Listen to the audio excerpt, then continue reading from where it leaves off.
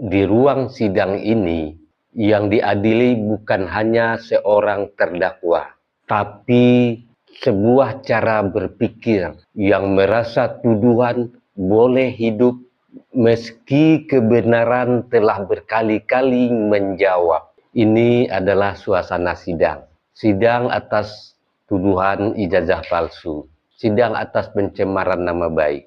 Dan pada saat ini, Roy lagi membuka mapnya, bahan-bahannya. Lalu Roy berkata, "Yang Mulia, izinkan kami menjelaskan bahwa hakim memotong dengan tegas. Cukup, Saudara Roy. Duduk dan dengarkan." Tiba-tiba ruang sidang sunyi.